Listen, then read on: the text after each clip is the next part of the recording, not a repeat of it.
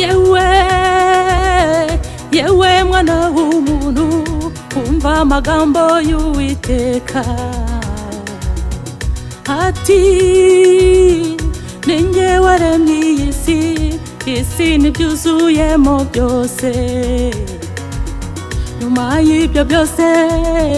fata umukungugu w'isi iremera umuntu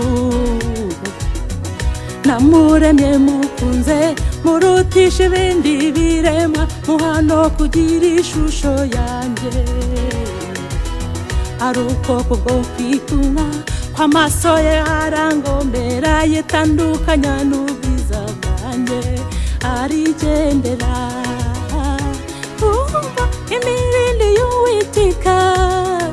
aragushaka yewe yewe umva arabaza mwana w'umuntu uri hehe mwana w'umuntu urahambagarwa uwakora nyaragushaka garuka mu rugo umva imirindi y'Uwiteka aragushaka yewe yewe umva arabaza mwana w'umuntu uri hehe mwana w'umuntu urahambagarwa uwakora nyaragushaka garuka mu rugo yewe niki mwana w'umuntu gituma uhemuka k'umuremyi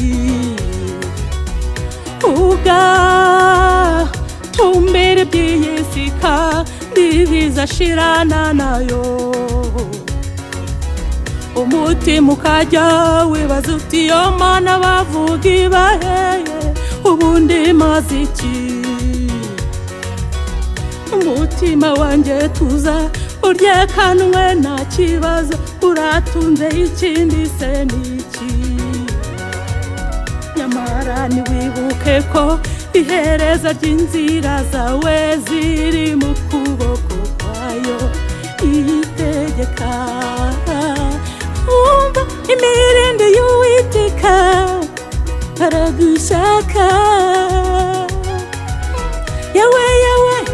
umva arabaza mwana w'umuntu uri hehe mwana w'umuntu urahambagarwa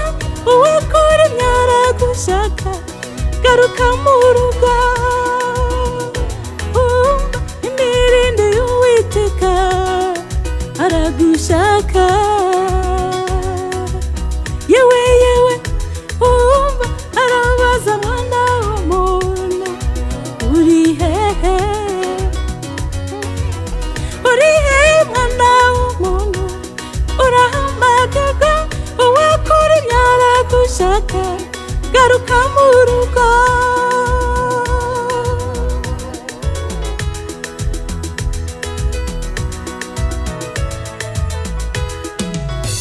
mfite amatsiko yo gutaha iwacu heza ho batajya batandukana aho iwacu mvuga nta bituro bibayo nta n'ucuruza inzitiramibu kuko nta marayirangwa aho hantu ni heza we ni heza ndakurahiye ndabizi nawe mugenzi ufite ayo matsiko yo kugerayo iwacu heza ndakumbuye cyane mfite amatsiko yo kubona n'umukiza wanjye mumuro tunezerewe tuguwe neza mbega ibyishimo kubazajyana aho kateguriwe